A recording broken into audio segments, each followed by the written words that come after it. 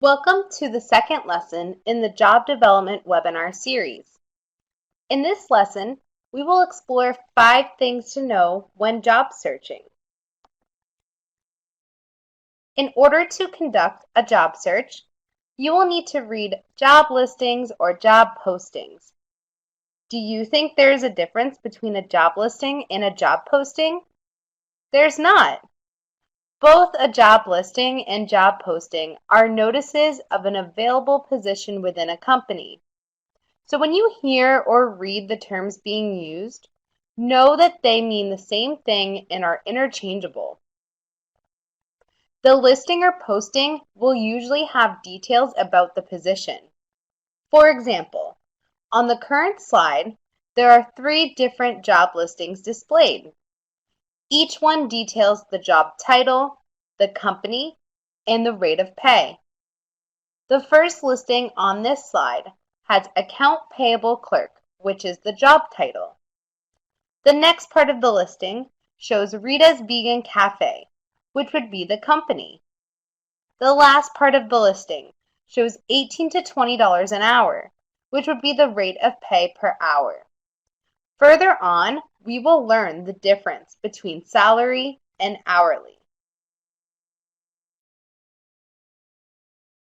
Now, let's get a little more detailed with the job listing. As a reminder, the job listing or posting is the notice of an available position within a company. How will you know if you will like the position or if you're even qualified for it?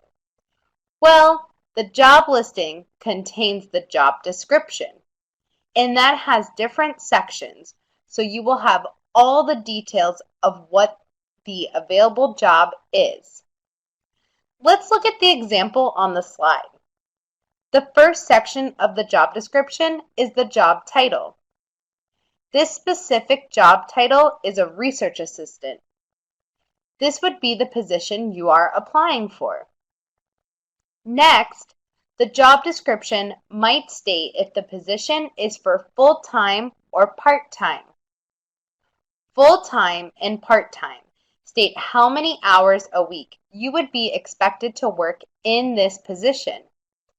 Full-time is generally 40 hours a week, while part-time can be up to 30 hours a week, depending on the employer. The job description will state the rate of pay as being either salary or hourly. Hourly pay is compensation for each hour you work, while salary pay is a predetermined amount regardless of the hours worked during the pay period. If the job description states salary, they may put a range of a yearly salary expected for that position, such as $20,000 to $25,000 a year. If the job description states hourly, they may be a range such as $12 to $14 an hour. There is typically a range with pay on job descriptions, as it really depends on your prior work experience how much compensation you will have. The more experience you have in the same field you are applying for will give you the opportunity to ask for the higher pay in the range. The next section in the job description describes your responsibilities, tasks, or expectations. Quite like job listing and job posting, these words are interchangeable, and their usage depends entirely upon the preference of the employer when they write the job description. So the tasks, responsibilities, or expectations all mean the same thing and will describe what you will do in the position.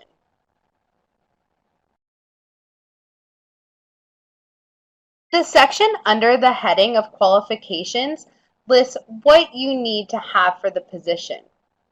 These will include education, experience in the field, physical abilities, and specific skills.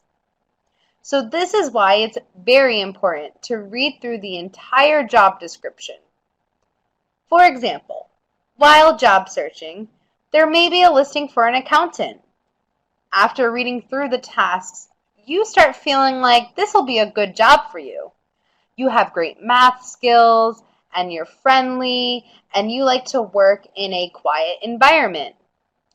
However, you didn't read the job description all the way through, and you missed that a college degree is required along with that experience. Reading the full job description would assist in avoiding these oversights.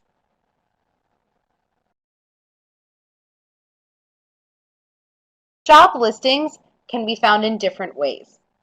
They can be found online, through your local community, at a job fair, or by word of mouth. First, we will talk about online job listings. They are accessible with the use of a computer, tablet, or smartphone with internet access. A few of the more popular job-specific databases currently are Indeed, Monster, or LinkedIn. These databases are user-friendly in creating a profile and enabling appropriate job searches. However, be aware that sometimes the job listings are old and the position has already been filled. Also, these type of job searching sites allow for people to post fake job listings. If this happens, the person may try to contact you and ask for your personal information. This person is participating in some type of scam. Never email someone with your personal information.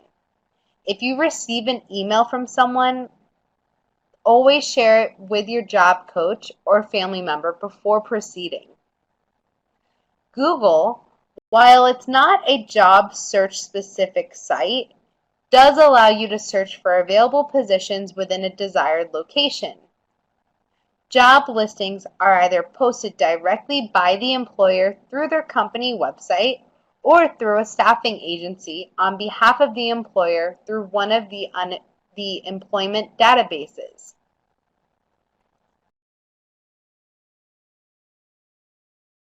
Next, we will talk about job listings found in the community. Quite often, the business will post a sign in the window or door that is visible to all walking by or coming in.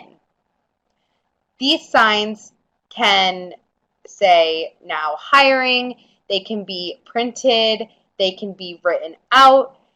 It all changes from employer to employer. They may also display a job listing in their window. On the slide is an example of a sign that could hang in the window telling the need for a bookkeeper in this business. You may also find job listings posted within your local neighborhood, such as on a bulletin board. Companies have also started placing now hiring advertisements on company vehicles. This is done because the vehicle travels in many different areas and reaches people that they might not typically be able to reach before.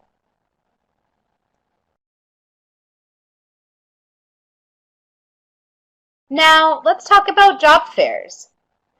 Job fairs are usually hosted by employers at universities or state-funded agencies in partnership with the county.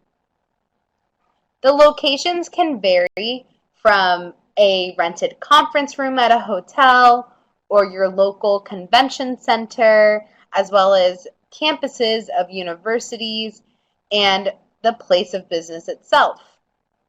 Rented conference rooms or convention centers will typically have a variety of different employers there marketing their company to you.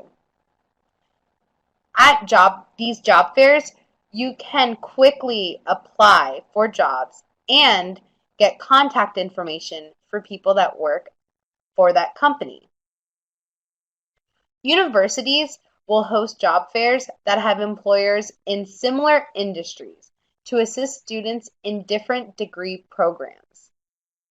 Regardless of where the job fair is hosted, you should always be dressed professionally and with copies of your resume in a clean folder.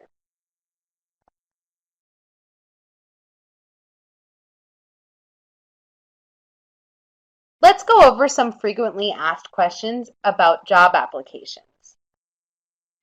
So question 1, if I see a now hiring sign in the window, what do I do? Well, you can walk in and the first person you see, you ask them if you can speak with the hiring manager. If they tell you the hiring manager isn't available, then ask them if there's another manager you can speak with or if they would be able to help you with getting an application. If there was a hiring manager available, what would you even say to them? You would introduce yourself and say, "Hi, I saw your now hiring sign and I'd like to fill out an application." If they tell you the application is online, make sure to get the exact website link for you to go home and access on your own. What can I expect to see on an application? Be prepared to provide information that's similar to your resume. This includes personal information such as your name, address, phone number. Some applications even ask for your social security number. If you don't feel comfortable providing that on an application, it's okay to share that with the person that is accepting the application. Do I give my resume along with my application to the manager? It is always good to have a resume with you to hand out when you are job searching. However, if this was a spur of the moment type of walk-in where you were out with your family and you saw a now hiring sign in a window, you might not have your resume on you. You can always ask the manager for their email address so you can email the resume when you get home. What is a cold call to a business? A cold call is when you are reaching out to companies to ask for jobs. So you aren't just looking at job listings that are online.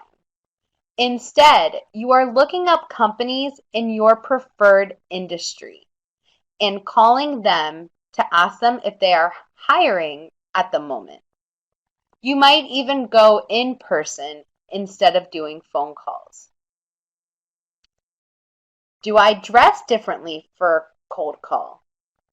So think of this cold call scenario as you going into an employer to ask them if they are hiring. You always want to dress appropriately when seeking employment. And don't worry, later on in another webinar, we will discuss how to dress appropriately when you are seeking employment and conducting any type of job searching process.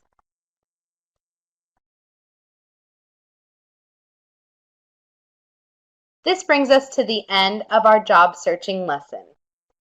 As a recap, we learned about job listings and what they are. We discussed in detail what information is in a job description.